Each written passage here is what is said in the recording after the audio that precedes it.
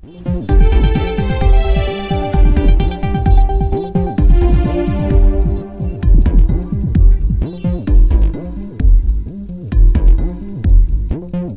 મિત્રો, હેલો ગુજરાતી ન્યૂઝમાં ફરીવાર તમારું સ્વાગત છે। મિત્રો, હાલ આવી ખૂબ જ મોટી દુઃખદ ખબર। જે હા મિત્રો, 22 સેકન્ડમાં મોત, વીજ તારને અડી ગયો વાંસ, તડપીને દમ તોડ્યો।